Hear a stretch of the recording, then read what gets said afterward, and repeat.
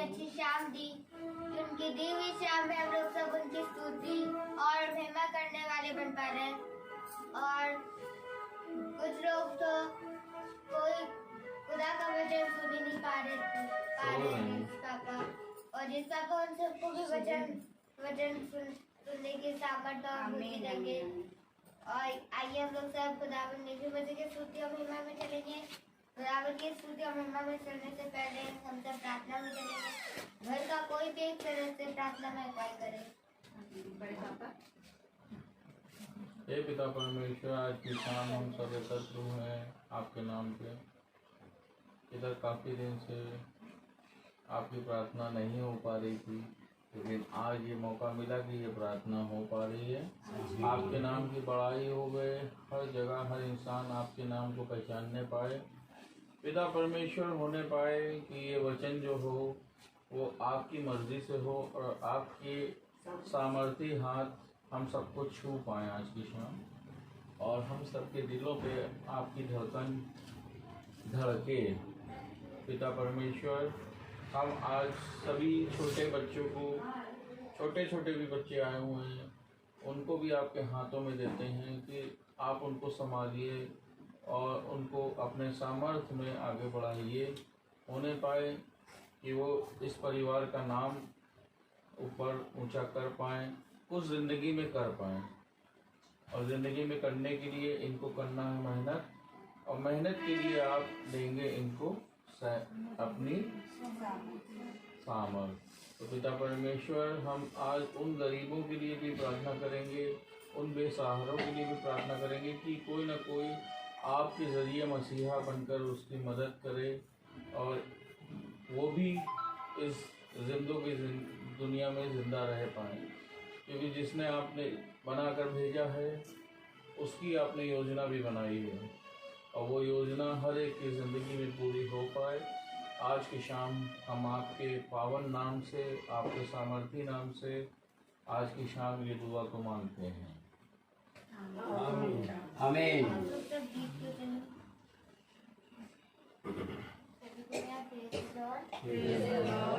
जिस पापा से जितना भी मांगते हैं उससे ज़्यादा हमें हर बार हमें उससे ज़्यादा मिलता है। तो ये गीत को चलें।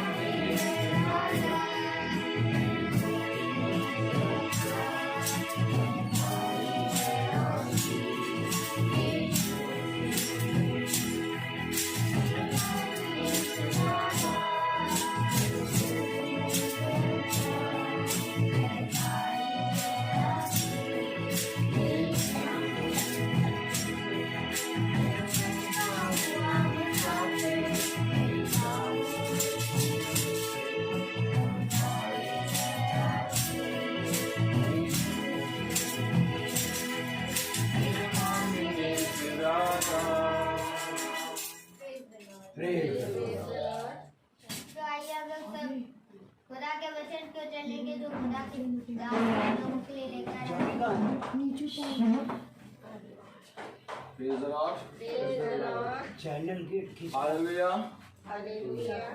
खुदा ने हमें एक बार फिर से ये दिन और ये समय दिया कि हम उसके वचन को ताल लगाएं, क्योंकि सबसे महत्वपूर्ण और सबसे उत्तम बात यह है कि हम उसके वचन को जानें, उसके वचन को सुने, उसके वचन पे कान लगाएं।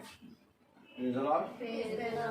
आज एक बार फिर खुदा ने ये मौका दिया कि हम उसके पवित्र वचन को सुनने बैठे हैं। Praise the Lord. एक समय होता है कि जब हमें ये वचन सुनाया जाता है, एक समय होता है कि जब हम बाइबल पढ़ते हैं, एक समय होता है जब खुदा के अभिषेक के द्वारा हमें सुसमाचार बताया जाता है, लेकिन फिर एक समय आएगा जब हम इस वचन को सुन नहीं बल्कि देखने पाएंगे। पहले होता है सुनना, पढ़ना, फिर सुनना और फिर देखना। Praise the Lord. तो मेरे प्यारे भाई बहनों, ऐसा कोई मनुष्य नहीं है जो सृष्टिकर्ता को ना देखे। वचन बताता है कि ऐसा कोई भी भविष्यवक्ता ना हुआ जो खुदा को आमने सामने देख ले। Praise the Lord. वचन कहता है कि ऐसा कोई भी भविष्यवक्ता ना हुआ जिसने खुदा के चेहरे को देखा हो। Praise the Lord. ये खुदा ने कहा सुन, बोले सुन। यदि कोई मनुष्य मुझे देख लेगा, तो वो मर जाएगा। क्योंकि शरीर में मेरे प्यारे भाई बहनों इतनी सामर्थ नहीं है कि वो उस तेज को प्रेज़ द लॉर्ड देख पाए। हट जाएगा शरीर। आपको मालूम है मूसा जब खुदा से बात करता था तो मूसा का जो चेहरा था वो प्रकाश में हो जाता था, केवल उसकी वाणी के द्वारा। Praise the Lord. और तब तेज उसके चेहरे से रोशनी निकलती थी कि लोग मूसा के चेहरे को नहीं देख पाते थे। Praise the Lord. और फिर दिन दिन करके वो रोशनी कम हो जाती थी। Praise the Lord. बहुत ही उत्तम वचन है, लेकिन एक दिन होगा जब हम उसे आमने सामने देखेंगे। समझ रहे हैं? Praise the Lord. क्योंकि उस समय सुनना पढ़ना सब बंद हो जाएगा, क्योंकि वो समय होगा जब हम खुदा को आमने सामने देखेंगे। और जब इस पृथ्वी से हम पूरी रीति से चले जाएंगे, यानी कि गिर जाएंगे, प्रभु में सो जाएंगे, तो मेरे प्यारे भाई बहनों वो दिन हमारे जीवन में आएगा कि हम प्रभु को आमने सामने देखें। जो पाप करा है वो भी और जो शुद्ध है वो भी। तो देखने से पहले तैयारी करनी है कि नहीं? बात तो यहाँ ये आती है, क्योंकि हम ये जानते हैं कि हम ना उस समय उसको देखने के योग्य हैं और ना आज देखने के योग्य हैं, क्योंकि वो बहुत पवित्र है। लेकिन अगर तुम तैयारी करोगे तो ठीक समय पे कटनी काटोगे। और जैसे बाइबलें खुली हुई हैं, और अगर जितने लोग बैठे हैं वो भी बाइबल खोल के बैठते तो और ही उत्तम मजा आता। थोड़ा वायर हल्का सा वहाँ खींच लीजिए, खींच रहा है, प्रेशर और हल्का सा, बस प्रेशर और बढ़िया उत्तम बात। कि हम फिर से एक बार प्रभु के वचन में बैठे। चलिए हम पढ़ेंगे।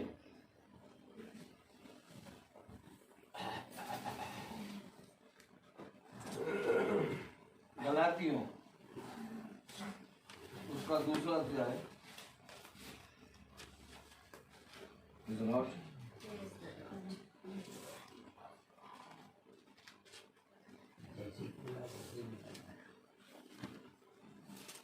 गलातियों उसका दूसरा अध्याय और उसकी अगर हम 20वीं आयत पढ़ेंगे, 2:20, हाँ 2:20 पढ़े।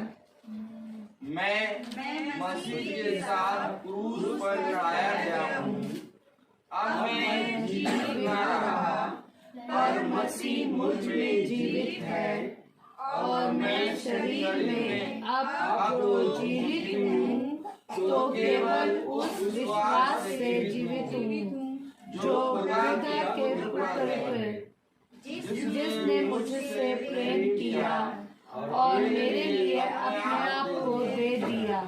मैं खुदा के अनुग्रह को व्यर्थ नहीं करता, क्योंकि यदि व्यवस्था के द्वारा धार्मिकता तो मसीह का मरना व्यर्थ होता। व्यवस्था जो है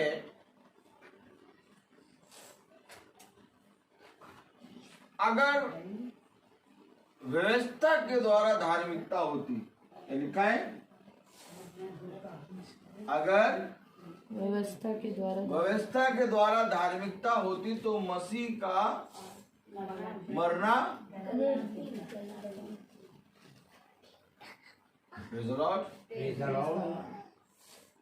21वीं आयत पढ़े जरा।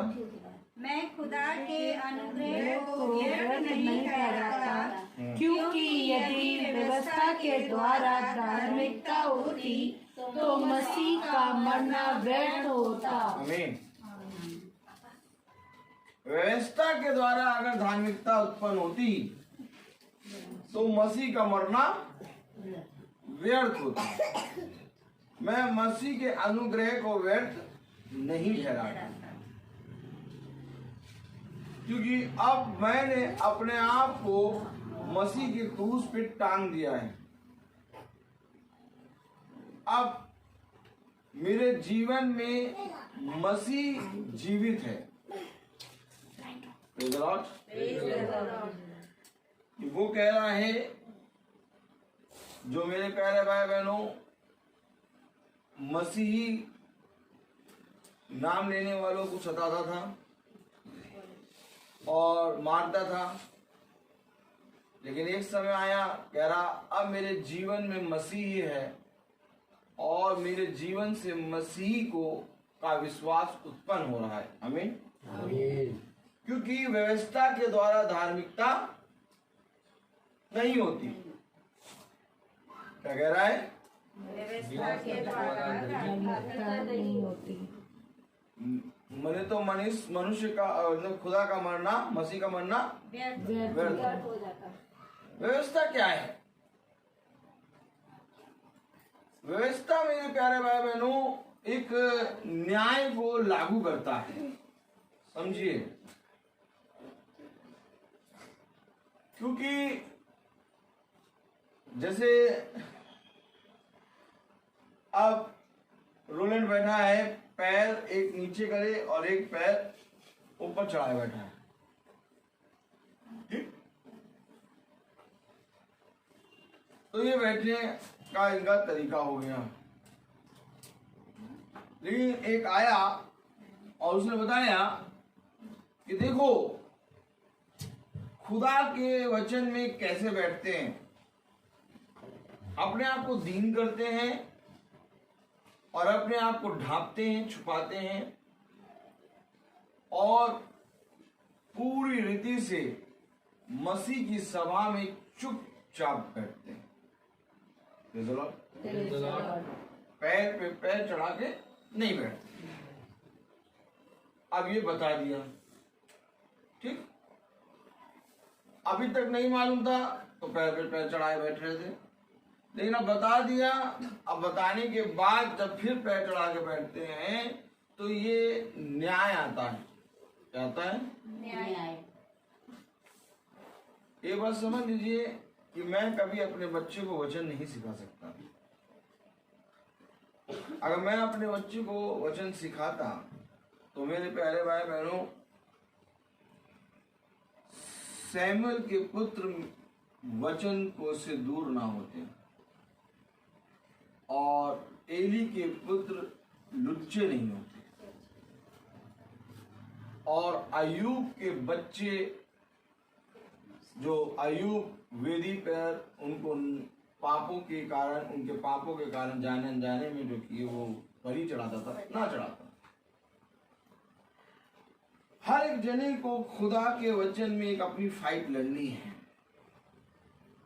हाँ, हम एक चीज कर सकते हैं, मार्ग बता सकते हैं कि बेटा ये मार्ग है। हम ये बता सकते हैं ये सही है और ये गलत है।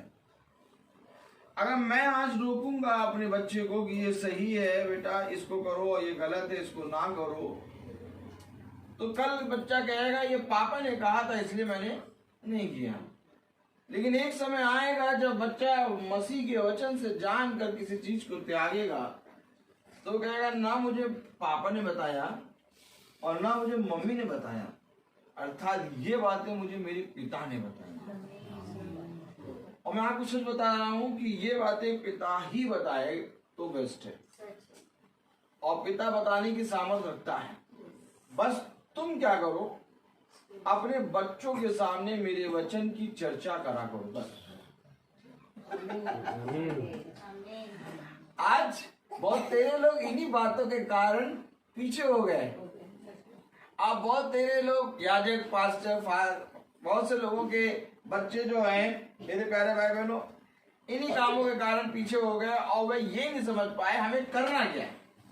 उन्होंने कोशिश करी कि बच्चों को बाइबल पढ़ाएं, बच्चों को ये कराएं, ये कराएं, लेकिन व्यवस्था और की पुस्तक बताती है कि तुम उठते, बैठते, चलते, जाते, खाते, पीते, हर समय मेरे वचन की चर्चा करो।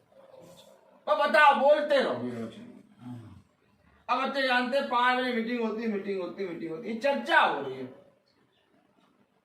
अब बच्चे जानते बाइबल पढ़नी, चर्चा हो रही है। अभी मैं किसी बच्चे को कुछ नहीं कहता, जो करना है करो। ये फाइट तुम्हारी है,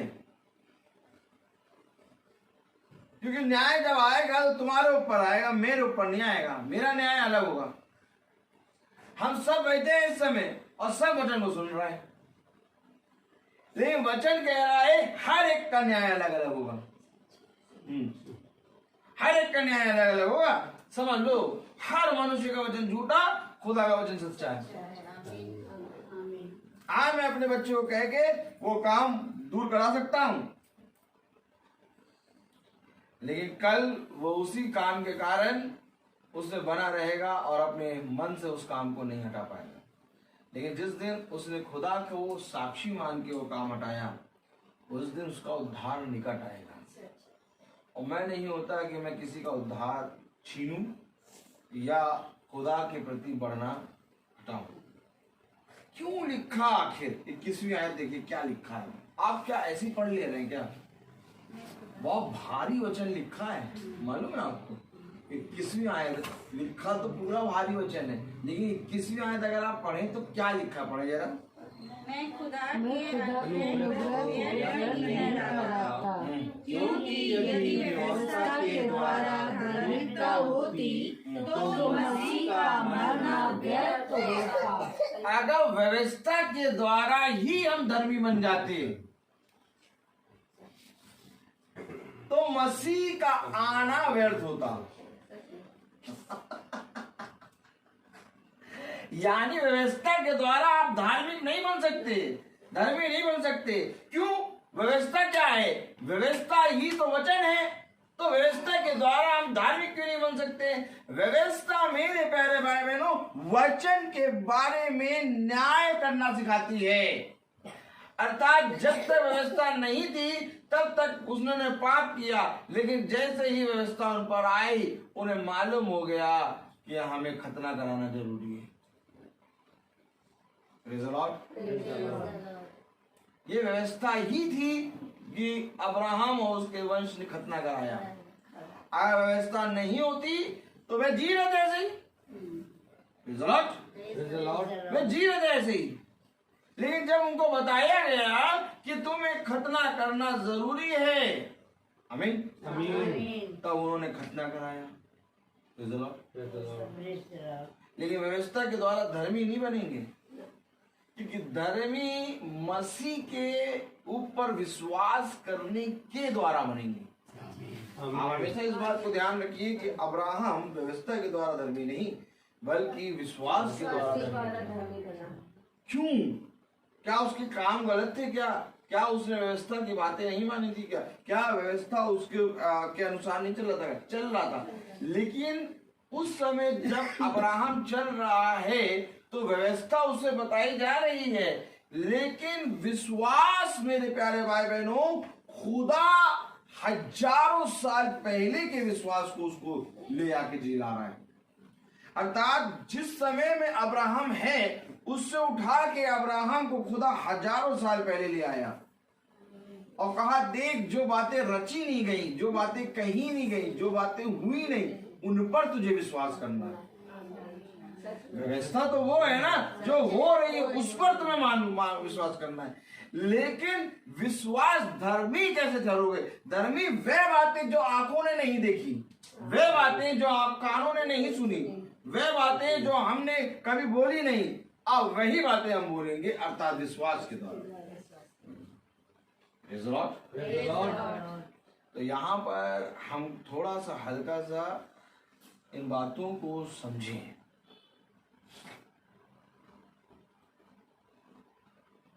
क्योंकि जितना ज्यादा विश्वास हम यीशु मसीह पे करेंगे, उतना ज्यादा हम व्यवस्था को मानेंगे, और जितना कम हमारा विश्वास यीशु मसीह पे होगा, उतना ही खोखली हमारे ऊपर व्यवस्था होगी।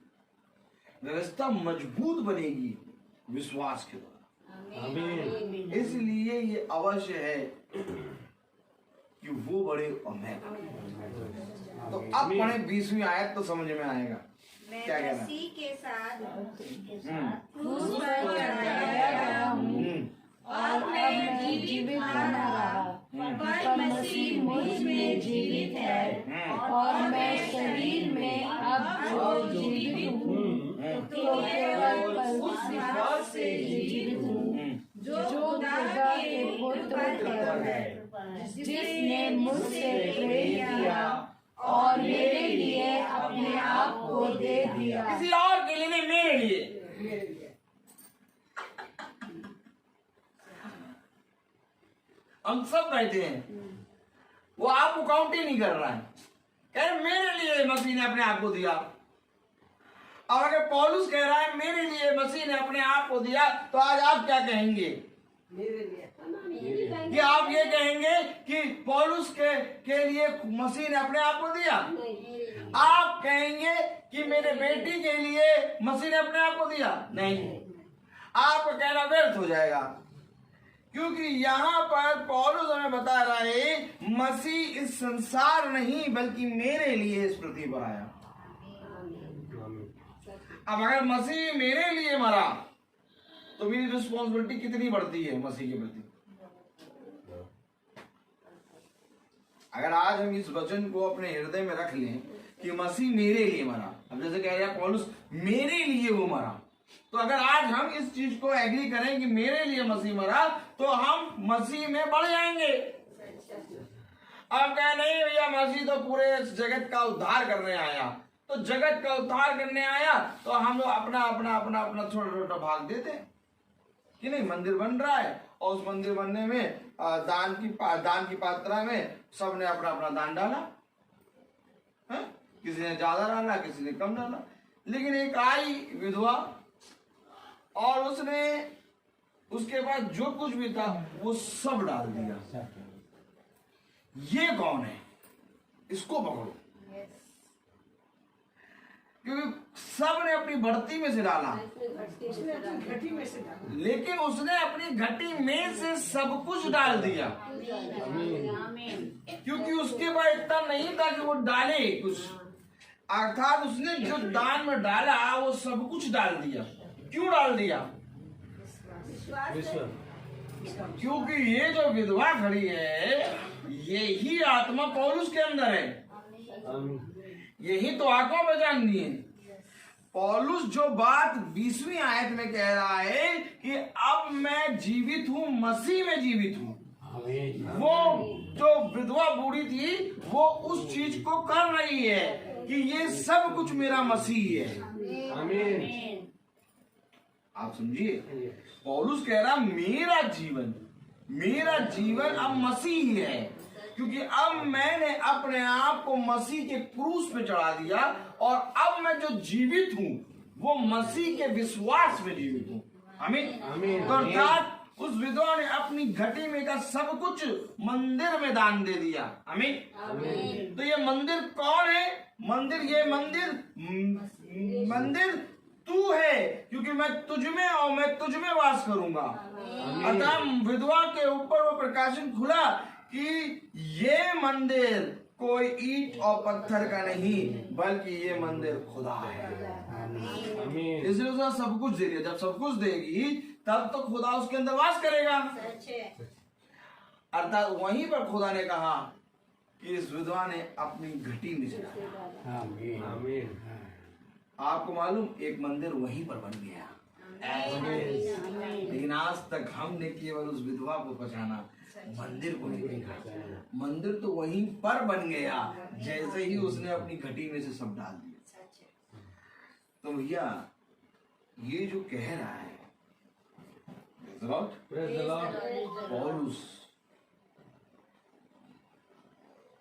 पौलुस कह रहा है कि मैंने अपना शरीर, अपना जीवन मसीह के क्रूस पर चढ़ा। अब पौलुस ने जब चढ़ाया तो भैया यहाँ पर यूहन्ना, बरनबास, कैफा कौन? पतरस। हाँ, ये लोग भी हैं। तब यहाँ पर थोड़ा हम देखेंगे क्या हो रहा है। गलातियों 2 अध्याय,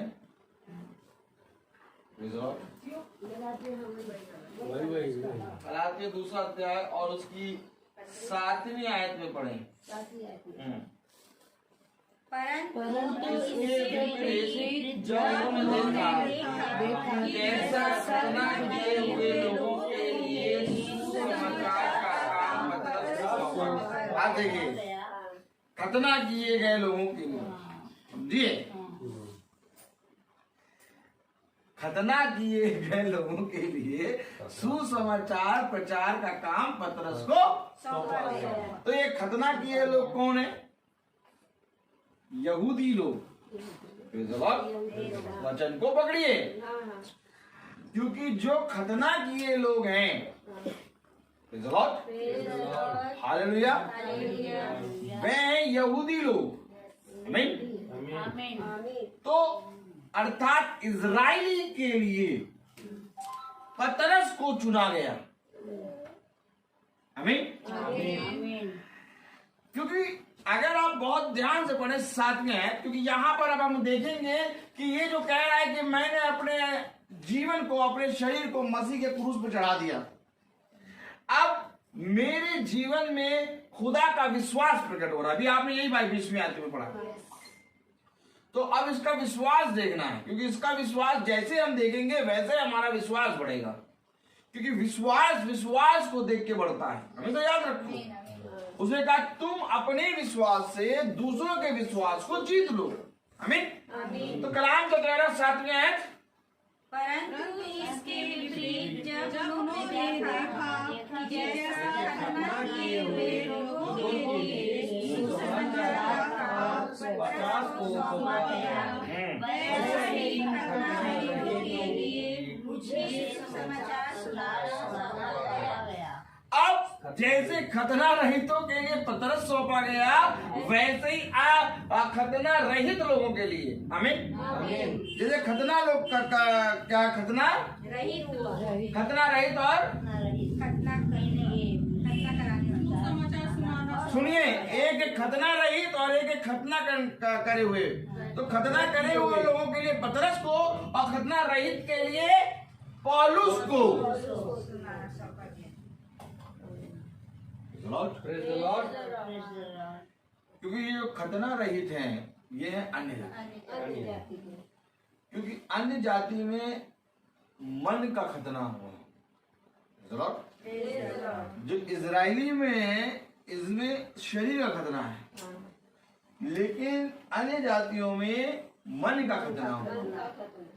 तो अर्थात अब कलाम बता रहा कि पतरस को जैसे सौंपा गया यहूदियों के लिए, खतना करने वालों के लिए, वैसे ही मुझे सौंपा गया खतना रहितों के लिए। आमीन। Praise the Lord. आगे बढ़े। क्योंकि जिसने पतरस से खतना किए में प्रेरिताई का कार्य बड़े प्रभाव से करवाया, उसी ने मुझसे भी अन्य जातियों में प्रभावशाली कार्य करवाया। वैसे ही एकदम जैसे पतरस के द्वारा खतना करे हुए लोगों में प्रभावशाली काम हुआ, वैसे ही मुझसे खुदा ने खतना रहित लोगों के अंदर प्रभाव से काम किया। अर्थात अब पौलुस वह काम कर रहा है जो इस समय 11 लोगों के समझ से परे है। 11 लोग समझ नहीं पा रहे कि ये पौलुस जो है हमारी पवित्र वचन को लेके अन्य जातियों में क्यों जा रहा। आगे बढ़े। और जब उन्होंने उस अनुग्रह को जो मुझे मिला जान लिया, तो याकूब और कैफा और यूहन्ना ने जो कलीसिया के खंभे समझे जाते थे, मुझको और बरनबास को संगति का धन्यवाद दिया कि हम अन्य जातियों के पास जाएं और वे खतना किए हुए के पास। अब इन्होंने गुड़ बना लिया कि तुम जाओ खतना रहित के पास और हम खतना करने वालों के पास जाएं। Praise the Lord. Praise the Lord. Hallelujah.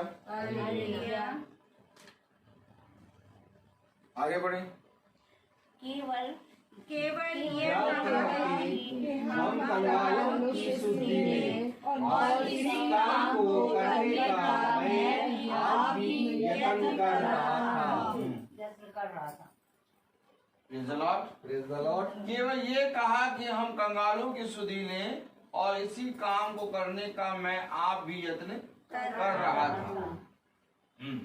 अब इन्होंने कहा भैया जाओ तुम जाके अन्य जातियों में जाके प्रचार करो और हम इजराइलियों में प्रचार करेंगे।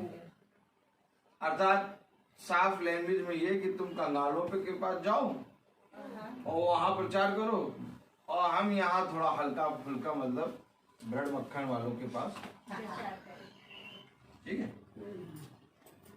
अब जिसके कि कहा जाए, इसे एकदम सिंपल लैंग्वेज में कहा जाए कि हम जा रहे शहर में प्रचार करने, तुम जाओ गाँव में। अब गाँव में मिलेगा मेंढक का पानी। अगर प्रचारक को गाँव भेजो तो कौन जाएगा प्रचार करने? और प्रचारक को भेज दो हजरतगंज पूरा, जाओ वहाँ का बड़े बड़े घरों में बंगलों में प्रचार करो। ठंडा पानी मिलेगा, साफ पानी मिलेगा। कह रहे तुम जाओ कंगालों में करो प्रचार। ये पतरस बाबा सही बात। अभी आप देखिए तो क्या क्या हो रहा है, तभी तो पढ़ा रहे यार।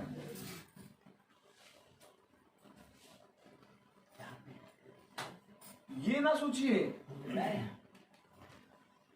कि प्रभु में कोई बड़ा है और प्रभु में कोई छोटा है, क्योंकि प्रभु में सीखने वाला बड़ा है और सिखाने वाला भी बड़ा है। दोनों एक समान है। क्योंकि यहां पर पौलुस के जीवन से वे 11 के 11 शिष्य सीख रहे हैं। खुदा ने पौलुस के जीवन से एक ऐसा चैप्टर अपने 11 शिष्यों को सिखाया जिसके द्वारा वे अपने आप को दीन करना समझ गए। यीशु मसीह उनके साथ चल रहा है, लेकिन यीशु मसीह को देखकर वह बातें नहीं सीखे जो पौलुस को देख के सीखे। क्योंकि यीशु मसीह ने, जब यीशु मसीह उनके साथ था तो कहता था कि एक दिन आएगा कि तुम मुझसे भी बड़े काम करोगे, और उस तुम में पौलुस भी है। आप मुझे देख के तुम जो सीख रहे हो, कल मेरे ही अंदर से पौलुस निकलेगा जिसको मैं साउल की जगह बदलूंगा, और वो उसको देख के तुम मुझसे भी अधिक चीजें सीखोगे। तब हमें वचन के सारे दृष्टांत समझ में आते हैं कि प्रभु ने आखिर ऐसा क्यों कहा कि तुम मुझसे भी बड़े काम करोगे। आइए बढ़े आगे, पढ़ाई क्या लिखा है। हाँ, पर जब कैफा अंताकिया में आया तो मैंने उसके मुंह पर उसका सामना किया क्योंकि वह दोषी ठहरा था। अरे कैफा के आमने सामने कौन? पतरस और पौलुस। हेलो,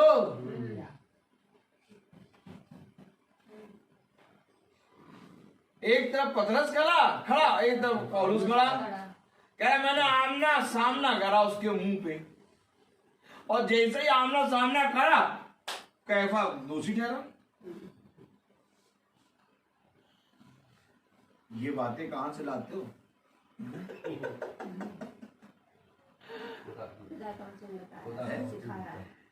क्या कह रहा हो? समझो वचन को।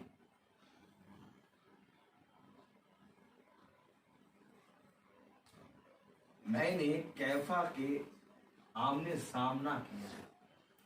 पढ़ो जरा। पर जब कैफा अंताकिया में आया तो मैंने उसके मुंह पर उसका सामना किया क्योंकि वह दोषी ठहरा। अरे पतरस दोषी ठहर गया? मैं आमना सामना कर रहा हूं। बॉलीवुड देखा? बॉलीवुड, एक अमिताभ बच्चन और एक है शाहरुख खान। अब जब अमिताभ बच्चन खड़ा तो शाहरुख खान खड़े,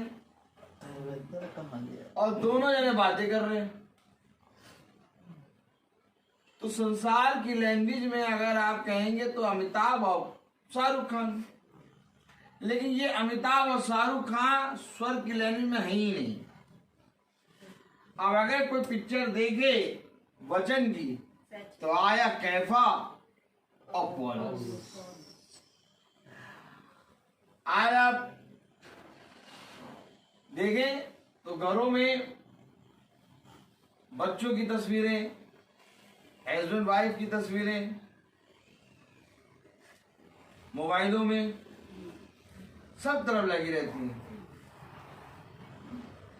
लेकिन एक तरफ एक जने की तस्वीर टांग दो और वो आए, कोई आए कहे ये कौन है? ये हमारे हीरो हैं। ये हीरो कौन है? ये हमारे चरवाहा है।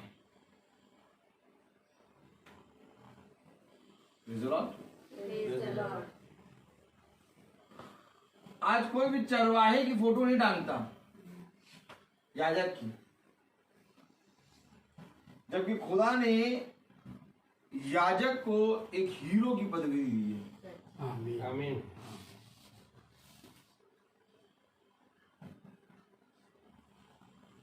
क्योंकि यही याजक है जो खुदा के वचन को आपको आगे बता रहा है।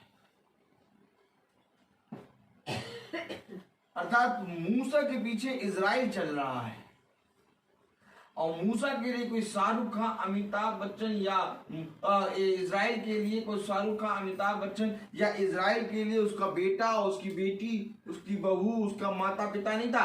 उनके सब के लिए मूसा हीरो है।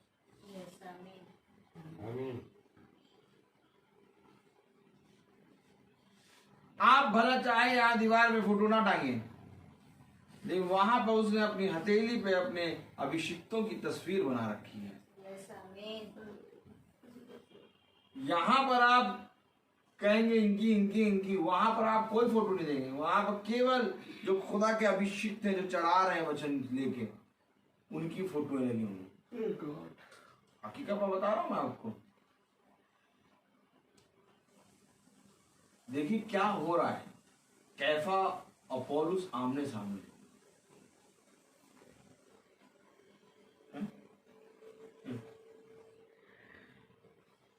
पौलुस कह रहा, मैंने अपने जीवन को, अपने शरीर को मसीह के क्रूस पर टांग दिया। मैंने क्यों पढ़ाया आपको? क्योंकि अभी ये आएगा सामने, किसके? पतरस के। और जैसे ही दोनों खड़े हैं तो कैफा दोषी ठहर रहा है।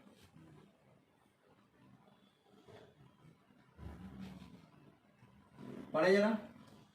पर जब कैफा अंताकिया में आया तो मैंने उसके मुंह पर उसका सामना किया, क्योंकि वह दोषी ठहरा था। इसलिए कि याकूब की ओर से कुछ लोगों के आने से पहले वह अन्यजातियों के साथ खाया करता था। अरे अरे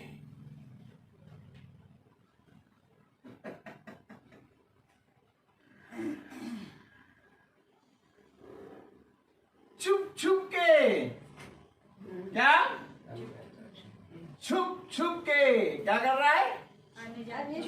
अभी तो एक गुट बना लिया, कहा जाओ हम यहूदियों में जाएंगे, हम खतना वाले में जाएंगे और तुम खतना रहितों में जाओ।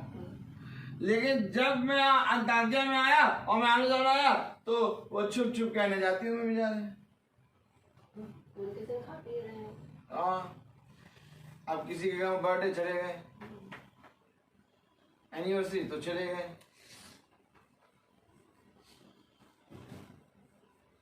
छुप छुप के। पतरस क्या काम कर रहे हो? Praise the Lord. क्या काम कर रहे हो पतरस?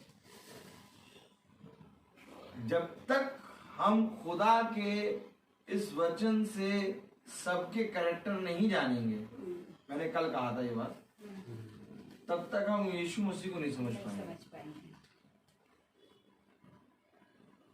अभी तक सुना था कि पतरस जो है तलवार चला के कान काट देता है, ठीक है। अभी तक समाज सुना था कि पतरस जो है खुदावन और बोल रहा है और उसमें बीच में बोल रहा है हम यहाँ 3 तंबू बनाएंगे।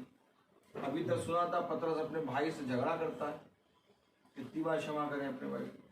अब एक चीज और पतरस के बारे में पता चली कि पतरस छुप छुप के खाते पीते भी हैं। बिना न्योता मिला, शादी में गए, खा पी के आ गए।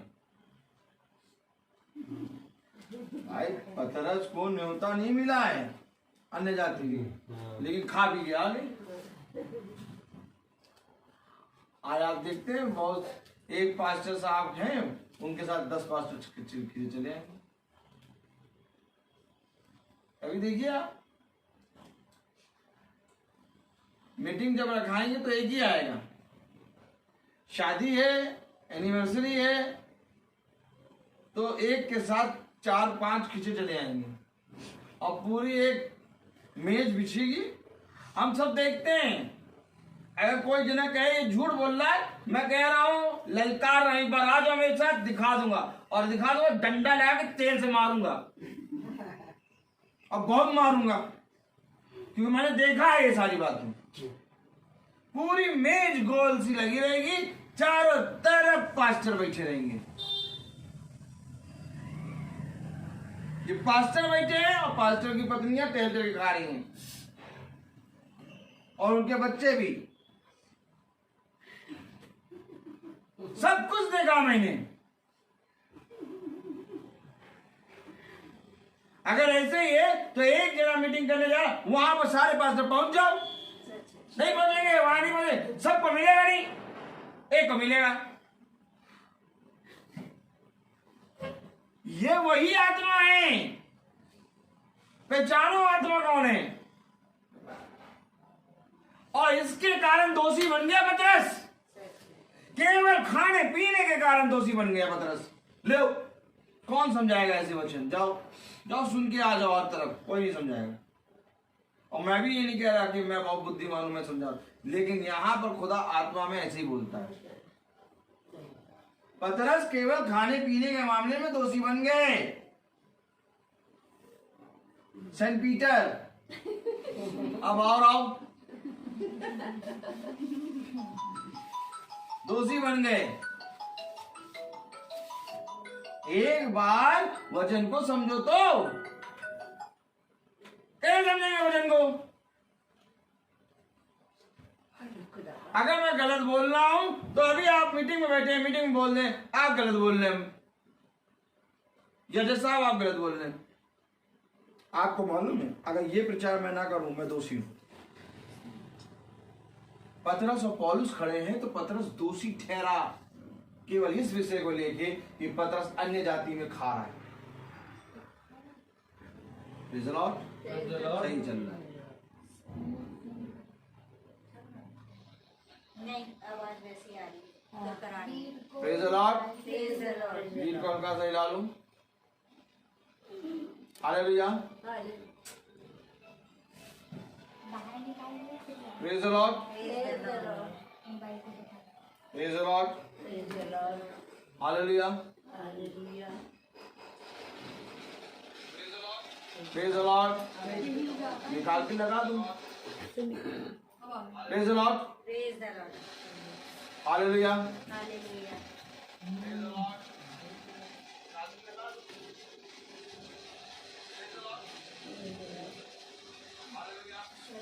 अब देखो दोबारा सही करो। Praise the Lord. Hallelujah. Hallelujah. Praise the Lord. Praise the Lord.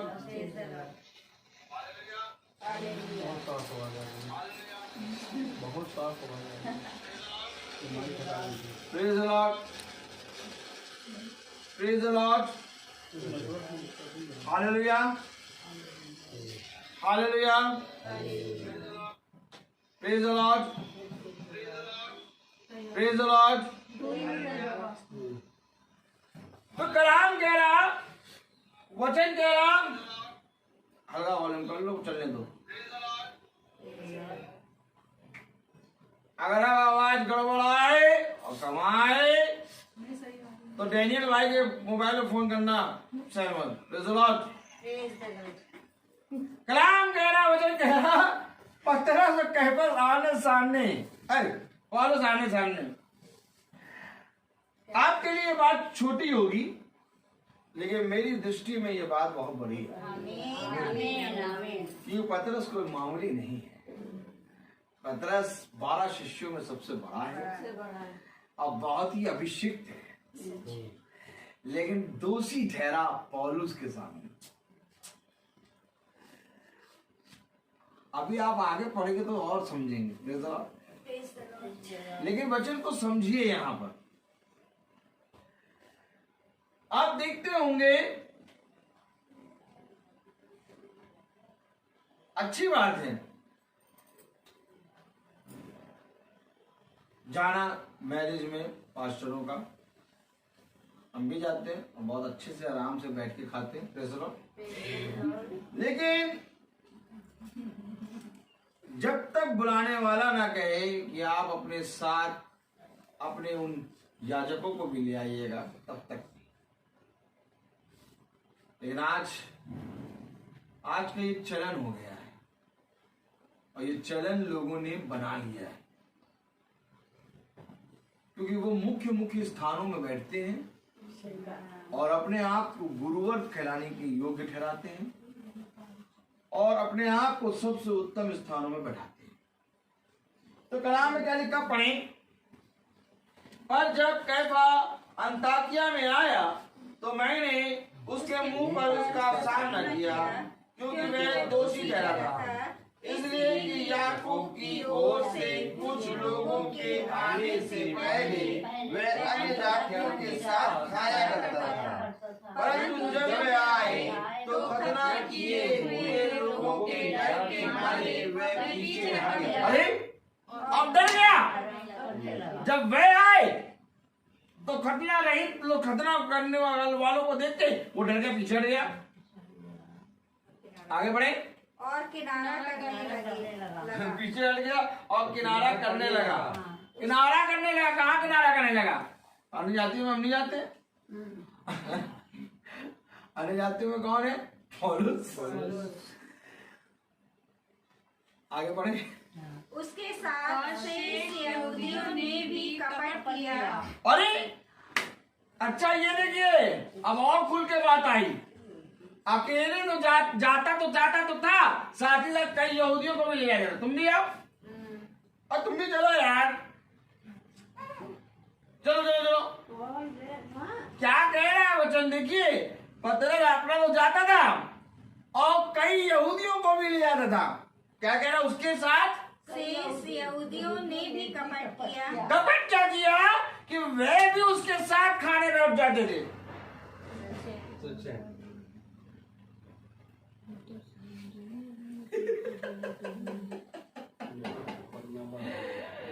ए भैया,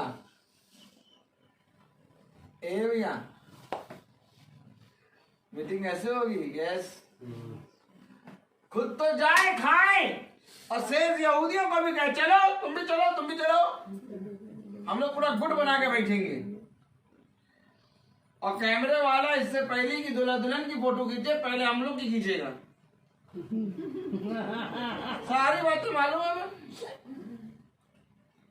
और लड़का और लड़की वाले कौन से स्थान में बैठेंगे, पहले वो मेन स्थान में बैठ के खाएंगे।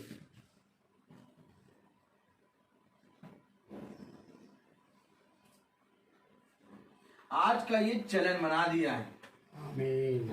पतरस बाबा जा रहे हैं और कह रहे हैं चलो और यहूदी लोग चलो। उन्होंने भी कपट किया और अभी आगे पढ़िए तो आगे तो और पता चलेगा। हाँ, यहाँ तक कि बरनबास भी उनके कपट में पड़ गया।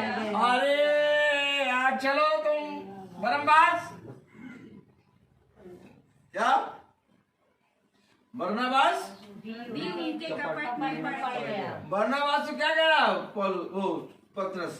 चलो हम गए तो चलो।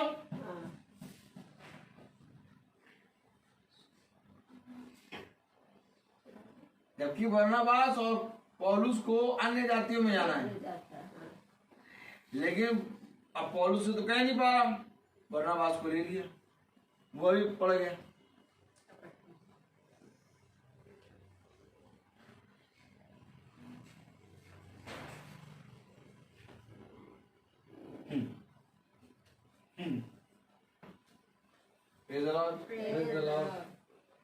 आगे बढ़े।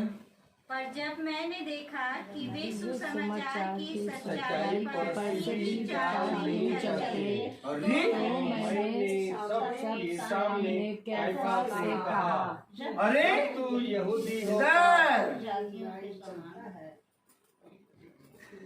कैफा, यहूदी, बरनबास ये सब सीधी चाल नहीं चल रहे थे।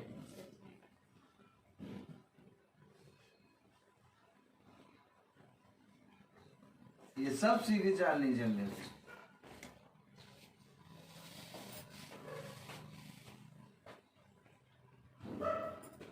इसका मतलब ये नहीं है अभिषिक्त नहीं है, इसका मतलब ये नहीं चुने गए नहीं है, इसका मतलब ये कि आत्माओं को पहचानो। ये जरूरी नहीं है कि खुदा ने जिसको अभिषेक किया उसके अंदर कोई भी दुष्ट आत्मा नहीं आएगी। कहीं पर भी वो गलत हो सकता है, लेकिन हाँ खुदा उसको ठीक करना भी जानता है, क्योंकि खुदा का कलाम कहता है मैं उस दुष्ट से तेरी रक्षा करूंगा।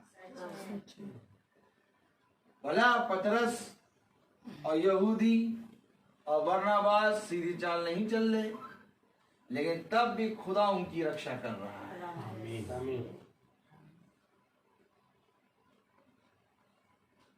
लेकिन मेरे प्यारे भाई बहनों, पतरस, यहूदी और बरनबास ने इन सारी चीजों को देख के जब पौलुस के द्वारा खुदा का प्रकाशन उन तक पहुंचा, तो उन्होंने अपनी चाल को सीधा किया। आज कोई सीधा नहीं करता, आज सब के सब भटक गए।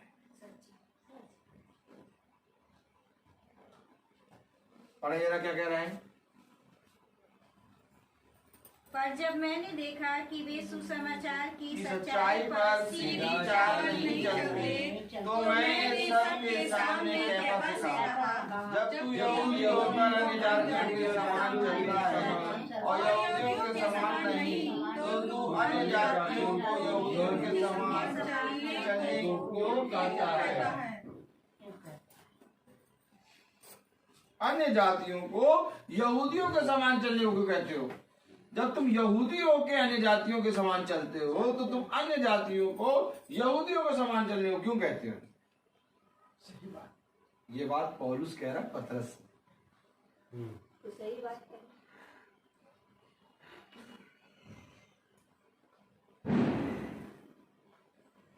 जब तुम यहूदी हो के अन्य जातियों के समान चलते हो, तो अन्य जातियों को क्यों कहते हो कि यहूदियों के समान चलो? क्या है इसका अभिप्राय? क्या है इसका अभिप्राय?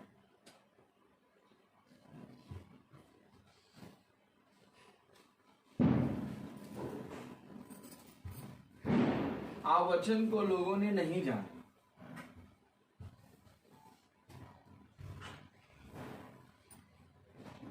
आपको मालूम है, वचन को जीना है। आज हमें वचन से वो काम करने हैं जो वचन में लिखे हैं, और तब चलने वाले, आने वाले, जाने वाले देखेंगे हमें। और अगर हम अपने खुदा के कहे गए वचन पे चल रहे हैं, तो उसका वचन जीवित पत्री के समान हमारे अंदर से लोग पढ़ रहे हैं। इस समय पतरस जो काम कर रहा है, उसके द्वारा खुदा का वचन पढ़ा नहीं जा रहा। इसलिए वो कह रहा कि जब तू ही वो काम नहीं करता, तो तू उनको वो काम करने के बारे में क्यों बोलता है? अर्थात इससे पहले कि इस वचन को हम पढ़ें, इसको पढ़ के हमें वो काम करना है। हाँ, हो सकता है हमें घटी हो सकता है हमारे विरोध में लोग खड़े हो सकता है लोग तलवार लेके आ जाए, भाला लेके आ जाए। हो सकता है कि हमारे विषय में लोग टेलीफोन करके बोलने लगे, train train train train train train, ये देखो वो कैसा प्रचार करता है। हो सकता है हमारे विरोध में लोग बोले, लेकिन जब फोन आए और जब विरोध में बोले, तो समझ जाना वचन के विरोध में सारे लोग। तब समझ लेना कि वो जो बोल रहा है वो वचन। भला तुम चाहे आज स्वीकार करो और चाहे ना स्वीकार करो। कभी भी आप कोई भी काम करेंगे, कोई भी आपके विरोध में नहीं, लेकिन जहां आप सच्चे वचन को लेके खड़े हो जाएंगे, वहां पर फोन आने लगेंगे और कहने लगेंगे, देखिए ये कैसा वचन प्रचार कर।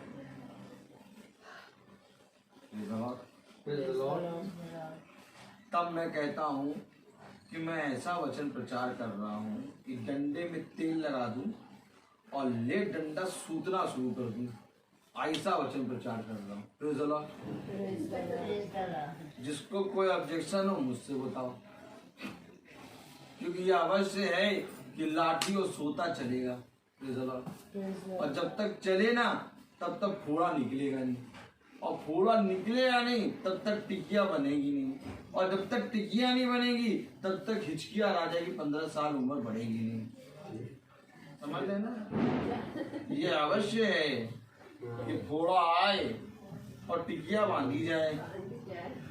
और राजा की उम्र कितनी साल बढ़े? 15 साल। ऐसे ही थोड़ी ना बढ़ गई। हिचकिया पे डंडा चला,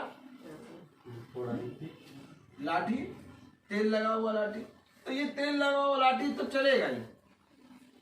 आज शैतान क्या करता है? हाथ से मारता है, लेकिन हमारा खुदा क्या करता है? मुंह से, शब्द से मारेगा। देखो शैतान ने उसके हाथ पांव बांध दिए, सब कुछ बांध दिया, और शैतान को मालूम ही नहीं कि जीवन तो इसके मुंह में। मुंह को नहीं बांध पाया, अब मुंह से ही खुदा ने क्रूस पे ही प्रचार कर दिया।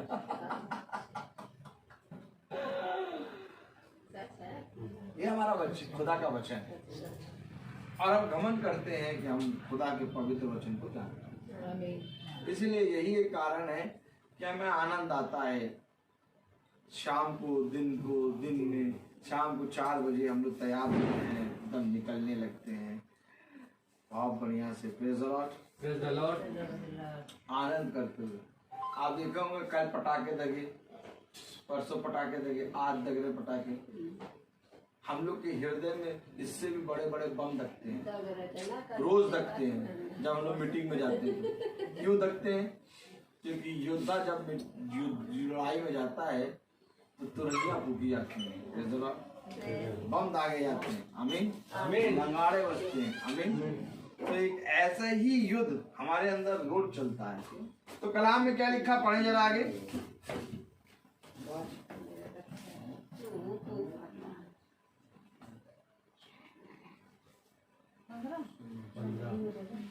हम तो जन्म से यहूदी हैं और पापी अन्य जातियों में से नहीं, तो भी यह जानकर कि मनुष्य व्यवस्था के कामों से नहीं, पर केवल यीशु मसीह पर विश्वास करने के द्वारा धर्मी ठहराता है।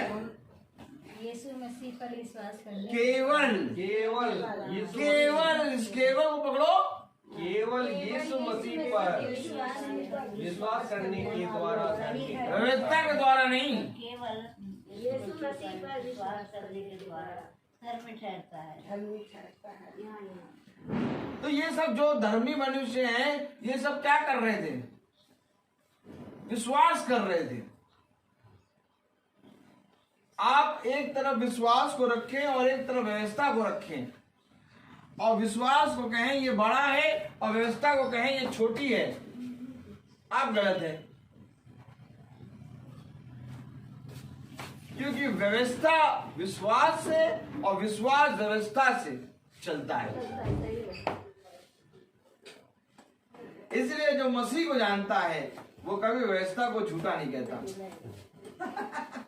और जो मसीह को जानता है वो विश्वास में बढ़ता है। क्योंकि विश्वास, मेरे प्यारे भाई बहनों, व्यवस्था में रहने में स्थिर करता है। अर्थात जब यहोशू से खुदा बात कर रहा है तो कह रहा अपने विश्वास को बढ़ा, दृढ़ हो जा। किसमें? व्यवस्था में। अब व्यवस्था में पूरा चित्त हो जा, एक मन लगा ले। क्यों बात कर रहा है खुदा यहोशू से? क्योंकि अभी तक ये व्यवस्था और विश्वास को देख के चलता था, अब इसको व्यवस्था और विश्वास में जीना है। आमीन आमीन। क्योंकि अभी तक मूसा के अंदर ये विश्वास और व्यवस्था देखता था, और अब आज एक समय आ गया कि मेरा दास मूसा उठा लिया गया, अब तुझे इसको जीना है।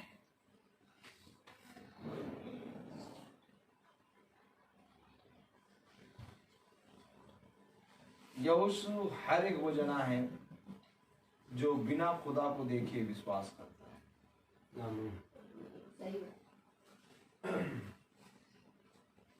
थॉमस ने कहा तू तो मुझे देखकर विश्वास करता है, परंतु धन्य वे जो मुझे बिना देखे विश्वास करते हैं। अर्थात यहोशू को तैयार कर रहा है खुदा बिना देखे विश्वास करने वाला। और आज जब हम बैठे हैं तो इस समय खुदा को हम साक्षात नहीं देख रहे, लेकिन वचन को सुन रहे हैं, और जो जना इस सुने हुए पर मन लगाएगा वो स्थिर हो जाएगा। आमीन। माँ चाहती है कि मेरा बेटा और मेरी बेटी बहुत बढ़े। पिता चाहता है मेरी बेटी और मेरा बेटा बहुत बुद्धिमान बने। लेकिन आप जितना चाह लें, अंत में देखते हैं कि बेटा और बेटी हाथ से निकल गए।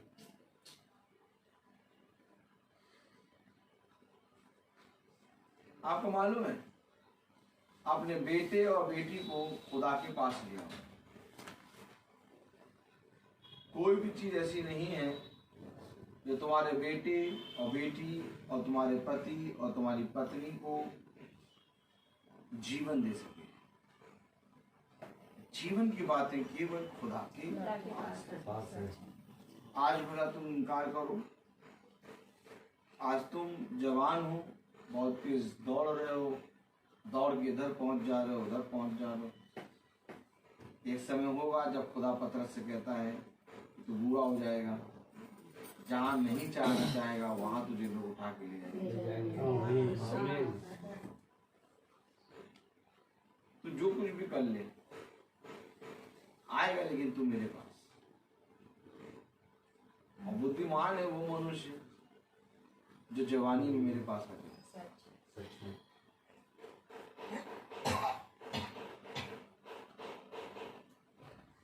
आज किसी मनुष्य को ये कह दो कि अब तुम उठ के नहीं चल पाते, अब तुम उठ के बैठ नहीं पाते, अब तुम उठ के दौड़ नहीं पाते, वो बुरा मान जाएगा। क्या मान जाएगा? हाँ। लेकिन खुदावन ने मूसा से कहा कि देख अब तू बूढ़ा हो गया, अब तू उठ के इधर उधर नहीं दौड़ पाएगा। तो मूसा को बुरा मान जाना चाहिए था। खुदा क्या कह रहे हो? खुदा क्या कह रहे हो कि हम उठ के इधर उधर नहीं दौड़ पाएंगे? मूसा ने उस सच्चाई को ग्रहण किया। आपको मालूम मैंने पढ़ाया था, यही मीटिंग हो रही थी तब मैंने पढ़ाया था, फिर जरा अभी ना पढ़ाया था कि मूसा को खुदा ने कहा कि देख अब तू उठ के इधर उधर नहीं दौड़ पाएगा, इसलिए क्योंकि अब तू मरने पर है। अब मैं तेरे जगह यहोशू को खड़ा करूंगा। जरा पानी दे दीजिए आंटी को। तो मूसा वो गई है, नहीं चिल्लाने की नहीं जरूरत। तो वो मूसा जो है बुरा नहीं माना कि हमें खुदा ने कह दिया कि हम चल नहीं पाएंगे, उठ नहीं पाएंगे, बैठ नहीं पाएंगे, यहाँ नहीं जा पाएंगे। मूसा ने रियलाइज करा कि खुदा कह रहा है, सच्चाई यही है। एक दिन मेरे जीवन में, आपके जीवन में ये समय आएगा कि हम उठ के चलना चाहेंगे, नहीं चल पाएंगे। सच्चाई है, क्योंकि वचन में लिखा है जहां तू जाना चाहेगा वहां तू नहीं जा पाएगा, लोग उठा के तो चले जाएंगे। तो इस सच्चाई को जो ग्रहण कर ले, हाँ मैं ऐसा हूँ, मुझे मेरे जीवन आज मैं चल रहा हूँ, कल मुझे ऐसा होगा कि मुझे नहीं उठा के ले जाएंगे। आज लोग मनुष्य ना सच्चाई को नहीं ग्रहण करते।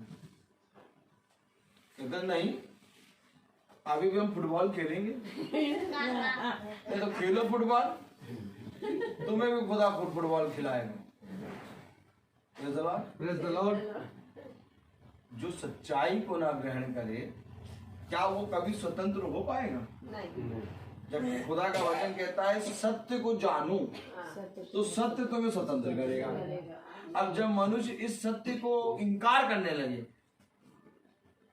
तो इतना बड़ा सच कहां से ग्रहण कर लेगा? Praise the Lord. कर लेगा ग्रहण?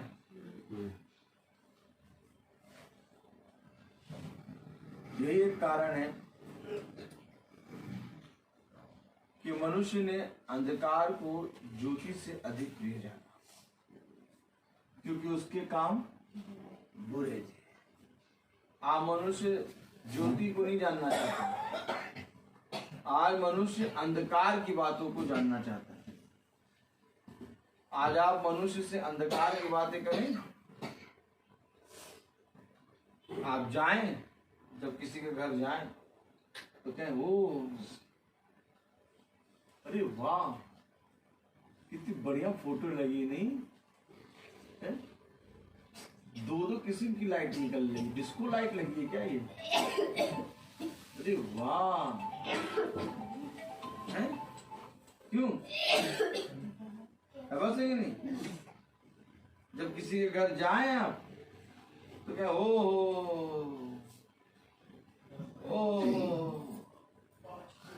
कितनी बढ़िया फोटो बनी हुई है ना? देखो देखो देखो देखो देखो, दोनों फोटो में अलग। अब किसी घर में जाके फोटो की तारीफ कर दो, वो कहेंगे हम यहाँ से लाए थे, बहुत महंगी मिल रही थी। देखो खुश हो जाएंगे, फोटो की तारीफ कर दो, स्टैचू की तारीफ कर दो, खुश हो जाएंगे, यहाँ से लाए थे हम। आज किसी के घर में नहीं देखा होगा, हमारे घर में लगी। आप वही की जगह बता दो कि लगाना नहीं तो तुम नर्क जाओगे। क्या कह रहे हैं? क्या कह रहे हैं? देखो सच्चाई नहीं ग्रहण करेगा, सच्चाई नहीं ग्रहण करेगा मनुष्य। नहीं, उसके पास जाओ, उससे कहो कितनी प्यारी फोटो लगी, ऐसा लग रहा है अभी बोल उठेंगे, अभी बोल उठेंगे। ऐसे जब मुर्दा बड़ा होता है तो उसके पास भी जब फ्यूनल में लोग जाते हैं, देखो कितने अच्छे से सो रहे हैं, ऐसा लग रहा है अभी बोल उठेंगे। एकदम डिट्टो बात करेंगे वो मुर्दे वाली, और तब मुर्दे के बगल में खड़े होकर तभी नहीं बोलेगा ये, वही सब मानने लगेंगे तुम्हें। इसी तरीके से जब किसी घर पूछो, अगर ये स्टैचू काय लगा रखते हो, इसको नीचे उतार दो, मैं अपने पैर से कुचल दूं, तब बुरा मान जाएंगे। अभी उतार दो मैं तो एकदम यूं मार के तोड़ेंगे, प्रेज़ द लॉर्ड, और हाथ भी नहीं लगाएंगे, पैर से तोड़ेंगे उसको, प्रेज़ द लॉर्ड। ऐसे क्या कह रहे हो पैर से तोड़ेंगे? ये एचकेएल बोलो।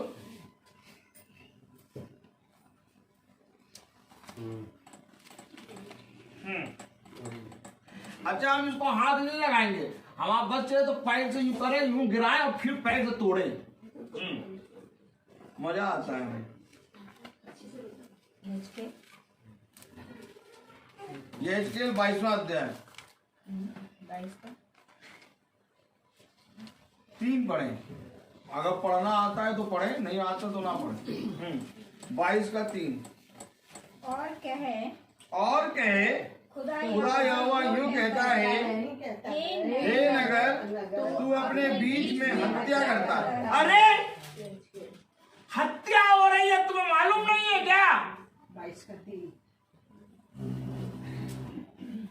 अच्छा कौन कौन हत्या करता है? हत्या किसने करा है आज तक?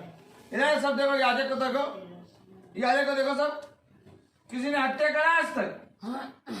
देखो यही मालूम ही नहीं कि हत्या कर, कलाम क्या तुम हत्या कर रहे हो, और नहीं तो अभी देखो दिखाया हत्या कर रहे हो। जिससे तेरा समय आए और अपनी ही हानि करने और अशुद्ध होने के लिए मूर्ति बनाता है। मूर्ति बनाता है अपनी हानि और अशुद्ध होने के अशुद्ध, मैं तो कह रहा हूँ मैं हाथ छूंगा नहीं, इसलिए वही अशुद्ध हूँ। हाथ नहीं छूंगा, मैं लात मार के गिराऊंगा इसको और अपनी एड़ी से कुचल के तोड़ूंगा। अगर किसी ने देखा हो तो मैं तोड़ा है, एड़ी से तोड़ा है, हाथ नहीं लगाऊंगा, क्योंकि अशुद्ध लिखा है वहां पर। वजह में देखो क्या लिखा, पढ़ू। अच्छा मैं तो बता देता हूँ, सब बात मैं ऐसे बताता हूँ, लोगों घर जाता हूँ यही बताता हूँ, देखो तुमने देखो ये कर रखा, इनको दोबारा ना बुलाना, इतनी महंगी स्टैचू रहेंगे। हाँ बोलो। जो हत्या तूने की है, तो हत्या कैसे हो गई? हत्यारे स्टैचू लगा के, मूर्त लगा के हत्यारे हैं वो।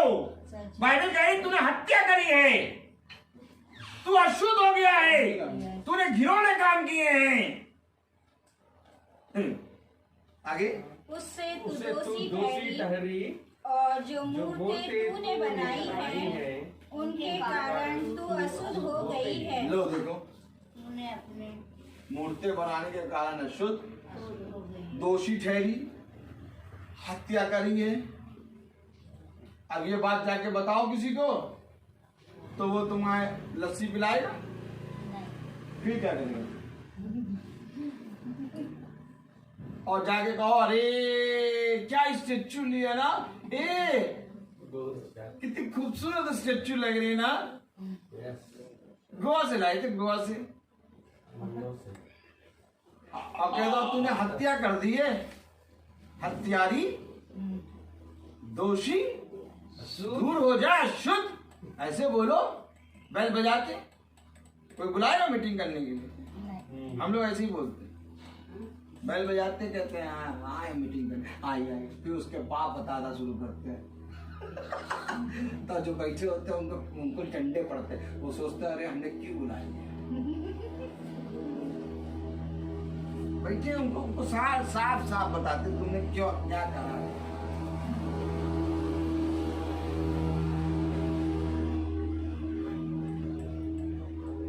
कोई भी चीज कर लोगे ना, हत्या करोगे, हत्या।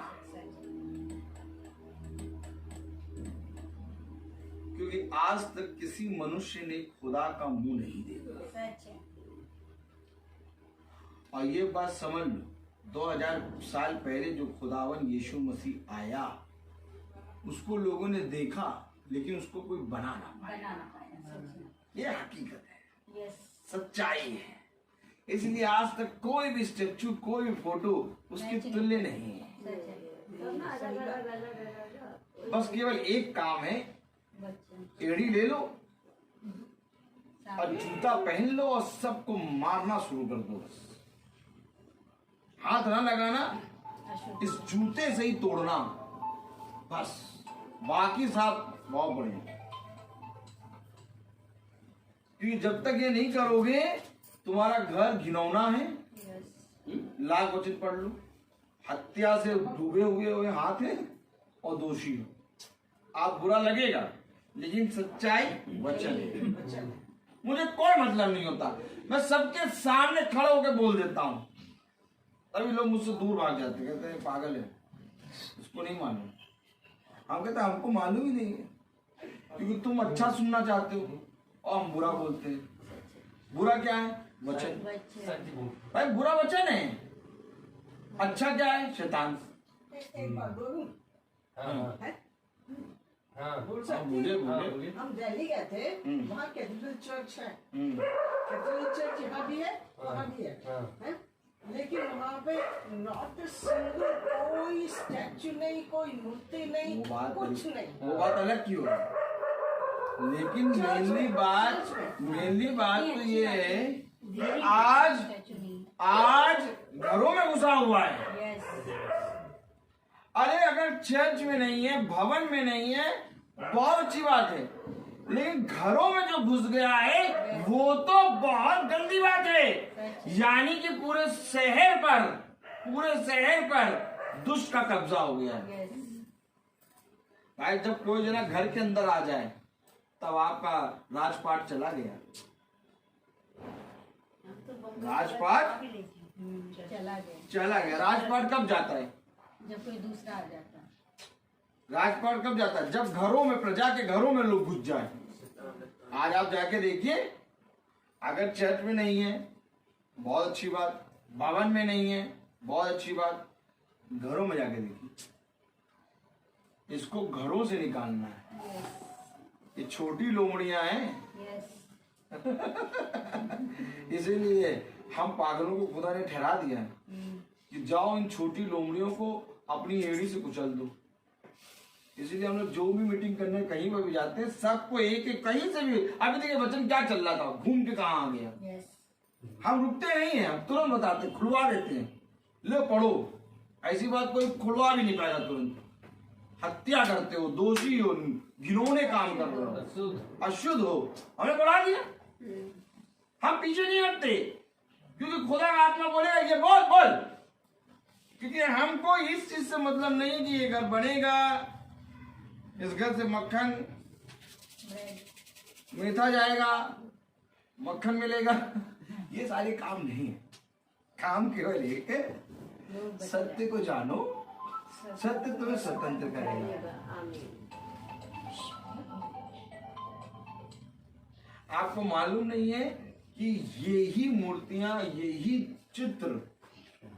चित्रों के कारण हमारे बच्चे अशुद्ध हो रहे हैं। एक बार हम पहले अपने घर में एक सीख वाली झाड़ू लें और उसको दीवारों पे चलाना शुरू करें। जो गिर जाए गिरने दो। दीवारों से पहले लोग, देखिए आप बहुत ध्यान से देखिए, झाड़ू जो है लोग जमीन पे लगाते हैं, है ना? लेकिन जमीन पे नहीं लगानी है झाड़ू।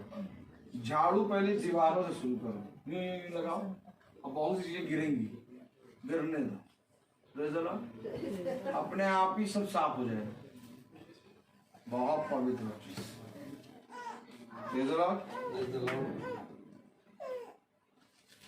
वचन में क्या लिखा? जो हत्या तूने की है उससे तू दोषी ठहरी, और जो मूर्ति तूने बनाई हैं उनके कारण तू अशुद्ध हो गई है। तूने अपने अंत के दिन को समीप कर लिया और अपने पिछले वर्षों तक पहुंच गई है। इस कारण मैंने तुझे जाति जाति के लोगों की ओर से नामधराई का और सब देशों के ठट्ठे का कारण बना कर दिया है। हे बदनाम, हे हुल्लड़ से भरे हुए नगर, जो निकट और दूर हैं, वे सब तुझे ठट्ठों में पाएंगे। ये नगर हैं, नगर नगर भर गए हैं आज। तो मेरे प्यारे भाई बहनों, एक खाने को लेके, पीने को लेके पतरस दोषी ठहर गया।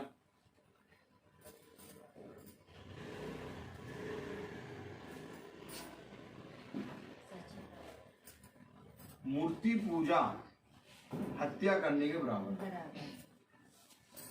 मैं किसी दिन आपको प्रचार करूंगा। खुदा 2 दिन से मुझसे कह रहा प्रचार कर पाप के बारे में, और मैं बताऊं, कल मैं पाप के बारे में प्रचार करने वाला था लेकिन करा नहीं। और आज जब मैं ये प्रचार कर रहा हूं तो फिर प्रभु कह रहा है पाप के विषय में प्रचार कर। जब मैंने ये बोला ना कि मूर्ति पूजा पाप का, मूर्ति पूजा जो है हत्या करने के बराबर है, तो पाप के बारे में प्रचार करना है कि पाप एक होता महापाप। पाप भी कैटेगरी के हैं, बाइबल से पढ़ाऊंगा। Praise the Lord. चलिए, खुदा जिस दिन कहेगा उस दिन प्रचार करेंगे, नहीं तो अभी करने लगे तो बस तो कहेंगे दोबारा तो बैठना ही नहीं इनकी मीटिंग में। क्यों? Praise the Lord. तो पाप के विषय में प्रचार करेंगे जिस दिन खुदा कहेगा। Praise the Lord. हालेलुया। हर चीज का एक समय है। Praise the Lord.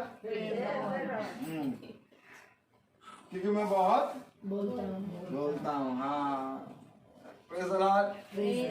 तो आइए हम प्रार्थना में चलेंगे। हम सब अपनी आंखों को बंद करें और मेरा निवेदन है जो आंटी से कि वो प्रार्थना में अगुवाई करें। वहीं से बैठे बैठे कस के करिए। Praise the Lord.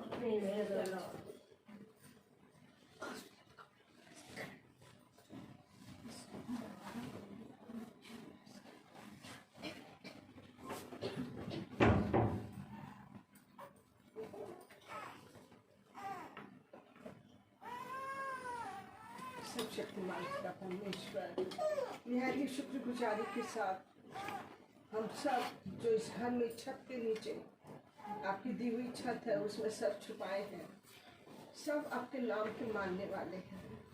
आपके आगे सरों को झुकाते हैं, दंडवत करते हैं। सारा आदर जलाल सम्मान आज की शाम आपको देते हैं। आपकी सिद्धा, आपकी महिमा और आपकी प्रशंसा करते, इबादत करते हैं प्यारे पिता। केवल सर्वशक्तिमान परमेश्वर जो स्वर्ग और पृथ्वी का मालिक है, अधिकारी है, जिसके हाथों में हम सब के प्राण हैं, हमारी सांसें हैं, हमारा जीवन है। हम उस महान परमेश्वर के मानने वाले जैसे भी हैं, हमारा विश्वास कितना है और कैसा है ये आप जानते हैं। लेकिन क्या कुछ भी हो हम सब के दिलों में आपका डर खौफ समाया हुआ है। और आपके आगे सरों को झुकाते हुए आज की शाम के लिए, ये मौके के लिए, आपके खादिम के द्वारा हमें जो वचन सुनने को मिला, सचमुच में प्यारे पिता आपके वचन ऐसे जो इंसानों की आंखें खोल दे।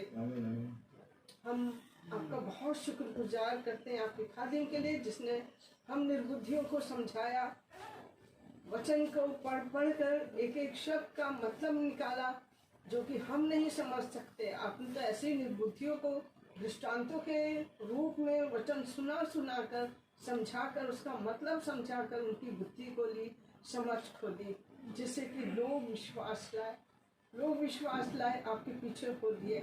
हम तो उनसे भी गिरे हुए हैं जो कि समझ नहीं पाते हैं, लेकिन आपने अपने प्रचारक को, रोहित को इतनी आशीष दी, इतनी बरकत दी कि पिता इंसान ऐसे ही लोगों को कुछ नहीं समझता, उनकी दृष्टि में ऐसे लोगों को नीच समझते हैं और उनकी सुनना नहीं चाहते। लेकिन आपने कहा जो मेरे वचन को, मेरे खादिम के द्वारा वचन को सुनेगा, समझेगा, विश्वास लाएगा, उन पर चलेगा, उनको अपनी जिंदगी में लागू करेगा, मैं उनका जीवन परिवर्तन कर दूंगा। आज की शाम हम अपने सब के लिए आपसे प्रार्थना करते हैं। हमारी अज्ञानता को आप जानते हैं, हमारी समझ बुद्धि खोलेंगे और बार बार यही मौका हमको प्रदान करेंगे कि आपके खादिम के द्वारा हम इन वचनों को समझने पाएंगे, विश्वास लाएंगे, अपने जीवन को बदलने पाएंगे, अपना जीवन परिवर्तन करने पाएंगे और अनंत जीवन पाने के लिए अपने आप को उस योग्य बना सकेंगे। आज की शाम सच्चे दिल से प्यारे पिता आपका धन्यवाद करते हैं इस मौके के लिए, और आपका धन्यवाद देते हैं रोहित के लिए जो उसने हम सबको समझाया, वचन का मतलब समझाया कि वचन हमसे क्या कहता है। हम उसके लिए बहुत शुक्रगुजार करते हैं, धन्यवाद देते हैं इस परिवार के लिए, परिवार के एक एक शख्स के लिए। आपने ये 3 मंजिल की छत इस परिवार को दी और यहाँ पे सब आपके नाम के मानने वाले हैं, आपके नाम के आगे सर को झुकाते हैं। सबको अपनी आशीषों से भरपूर करना, आशीषें भर देना प्यारा। इनके घर में किसी भी चीज़ की कमी घटी नहीं होने पाएगी। हर दुख, हर मुसीबत, हर परेशानी से इनको बचा के रखेंगे और प्यारे पिता इनके साथ होंगे, इनकी अगुवाई और चरवाही करेंगे, ताकि इस परिवार के द्वारा, रोहित के द्वारा प्यारे पिता दुनिया के लोग विश्वास लाएंगे, वचन को सुनेंगे, क्योंकि आपके नाम का प्रचारक है। धन्यवाद देते हैं प्यारे पिता आज की शाम के आपकी दिन भर की आशीषों के लिए, बरकतों के लिए, और उन आशीषों के लिए जो आशीष आप हमारी ज़िंदगी में दे चुके हैं और देने वाले हैं। अपने भंडार में आपने हमारे लिए अपनी आशीषें रखी हैं, उन सब के लिए आपका धन्यवाद करते हैं। अपने सारे गुनाहों खताओं के लिए आज की शाम आपसे माफ़ी मांगते हैं, तौबा करते हैं। कमज़ोर हैं, कुछ भी है प्यारे पिता, माफ़ी मांगने के बावजूद भी हमसे गलती भूल चूक हो जाती है, लेकिन आपसे माफ़ी मांगते हैं। आप अपना वायदा बदलने वाले, नाश होने से बचा लेंगे, नरक की आग से बचा लेंगे और हमेशा की जिंदगी देंगे। एक बार सब आशीषों के लिए फिर आपका कोटि कोटि धन्यवाद करते हैं और इस प्रार्थना को आपके पवित्र नाम से, प्रभु यीशु के पवित्र नाम से पिता आपसे मांग लेते हैं। सुनिए और ग्रहण करिए। आमीन। हे हमारे पिता जो स्वर्ग में है, तेरा नाम पवित्र माना जाए, तेरा राज्य आए, तेरी इच्छा जैसे स्वर्ग में है वैसे पृथ्वी पर भी हो। हमारा प्रतिदिन का आहार आज हमें दे और हमारा अपराध हमें क्षमा कर, जैसे हम अपने अपराधियों को क्षमा करते हैं, और हमारे अब हमारे खुदावन यीशु मसीह का फजल, खुदा बाप की मोहब्बत, पाक रूह की रिफाकत और शराकत हम में से हर एक विश्वासी जन के साथ अब से लेकर अनंत काल तक होती रहे। धन्यवाद धन्यवाद धन्यवाद, सारी आशीषों के श्रोते धन्यवाद धन्यवाद धन्यवाद धन्यवाद, सारी आशीषों के श्रोते धन्यवाद, सारी आशीषें